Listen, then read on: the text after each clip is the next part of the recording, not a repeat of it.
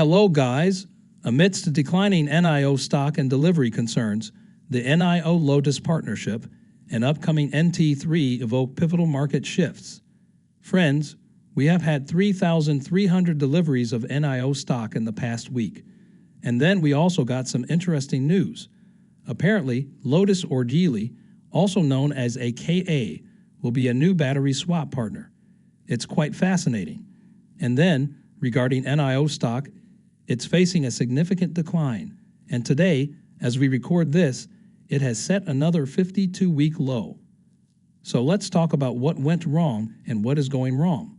All right, and why the delivery numbers are not performing well, we'll discuss that too. First of all, 3,300, I can say that this is not good.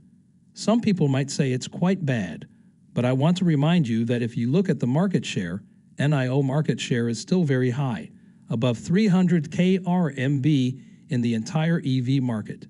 So NIO is still quite expensive. That's why they are not selling as many units. But we'll talk about the other reason in a moment. But another argument is that as a growth company, you should see an increase in deliveries. And it seems that by the end of this month in November, we are reaching almost 13,000, maybe 14,000. And if it's close to 13,000 year over year, it will be a decline. So it doesn't look good. You don't always want to see a decline in growth, especially with so many vehicle models. So this is a very interesting thing to think about. But let's talk about what is behind this sales decline. And when we talk about the core reason for the sales decline, we also need to talk about Geely. All right, without a doubt, Geely. And if you don't know, Lotus is a shareholder in NIO. And in this way, Lotus is practically Geely. Geely will be NIO next partner in terms of battery swap. It makes sense for Lotus to become a partner in battery swap. NIO CEO was a presenter at a Lotus launch event, which is very interesting. If you see it, these two companies might not seem so connected, but it absolutely makes sense. Many services that NIO is offering, Lotus also offers, such as door-to-door tire repair service. Lotus also has its own service vans, which are quite similar to NIO, and this makes complete sense if Lotus offers a better swap. Now, when we talk about the decline in sales, I thought that one fundamental reason among many, right? The competition lacks various incentives. But another fundamental reason that someone recently highlighted is the arrival of the NT3. I share the same criticism. You don't see another company where they name their vehicle model based on technology generations, right? You don't see another company saying this is our first generation, this is our second generation, this is our third generation. And as a result, people feel like the launch of iPhone 15 is imminent.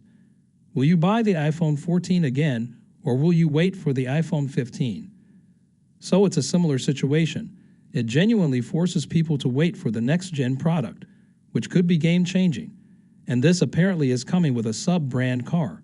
Some notable things that have leaked from patents and everything are that NT3 cars will shift lidar from the top of the car to the inside. And this innovation, NIO lidar partner, showcases it at auto shows. So we can pretty much expect lidar to shift inside because it doesn't look good on top sometimes. And besides that, a significant feature that many people are asking for is rear wheel steering. This is present in many cars. And this is a big factor for some people because, for the ES8, it's a long car. So if it has rear wheel steering, it will be very advantageous. So this is also coming in the future, of course, and a tri-motor configuration too. This will give a big boost to performance. The interior of the car will be excellent. The screen will finally be horizontal. This is pretty much confirmed. This is a significant change. Some people are eagerly awaiting it or waiting for the products of the third generation. Some are saying that it might cause more losses to the company. But I think the opposite will happen because remember when there were only cars from the first generation like mine. And then they announced the ET7, which was the first car of the second generation. Sales increased. Because they saw a bright future for NIO. They liked NIO technology. But maybe some people didn't want to wait for a year for the ET7. They wanted a NIO now. So they bought the existing NIO ES6 or anything available. And at that time, The incentives were quite good. Is this situation completely different? Maybe we'll see a similar situation where there's a lot of excitement for the NT3.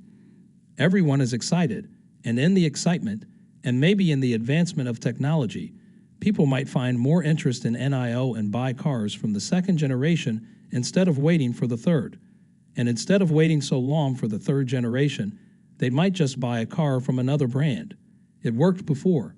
It might work again, but this time it could be different because taxes are coming in 2024, and there won't be any subsidies for buying EV.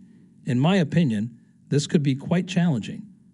So far, many people are criticizing NIO that they have so many vehicle models, but still, so few cars are being delivered. It doesn't necessarily mean that if you have more vehicle models, deliveries will be less, right? The purpose is to reach more segments in the market. But the reality is that if people are committed to your brand, they might just choose what they like from your cars. On the other hand, I would say that the sales of this new car might cannibalize the sales of the first cars. I don't understand that NIO has too many cars because NIO approach is like BMW, as they design cars with the intention of making them better and taking them into the future. This is a quite unique car, but with different outer shells like ET5 and ET5T, different outer shells. And these motors, seats, comfort, design, and other things are mixed and matched. And the chassis is quite unique as well, a very unique chassis. And with this formula, you can mix and match things, and if you want to take everything, then by all means, go for the ES8. And if you want to nitpick, then you go for different products. So the core of the car is quite unique, but the outer shell is quite different. That's why they have been successful in launching so many different vehicles. So you might be thinking that NIO doesn't need to launch so many cars, but if you pay attention to it, see where BMW has reached with its gas vehicles. They have everything, from X1 to X7. SUV are there, and in between, there are sedans. Similarly, NIO is trying almost the same. You have better engines in X5 and X1, undoubtedly. And X7 has better engines than X5. Similarly with NIO. Motors and ES7 motors are better than ES6 motors. The comfort of ES8 is much better than ES6. The problem is that the EV market has not grown or matured to the extent where you see the success of BMW in the gas market. People are still stuck in the mindset in China that EVs should be cheap and inconvenient, and spending more money on an expensive EV is foolish. People are still stuck in that mindset, so it will take more time to understand the market. But the problem is that NIO is burning a lot of money, and you see, the money is mostly going into infrastructure and R&D, and I'm sure NIO knows how much money they are burning. NIO knows the limits of its resources. The CEO has said this before, so if things start to go wrong and get out of control, they will know where to pull the plug. Okay, deliveries are good, but you know, good things are coming. The future will be bright for NIO. And clearly, if NIO didn't have a bright future, so many partners wouldn't be partnering with NIO. Thank you for joining us today. If you enjoyed the video, don't forget to hit the like button and subscribe to our channel for more stock predictions and market insights. Remember to turn on the notification bell so you never miss an update. Happy investing, and see you in the next video.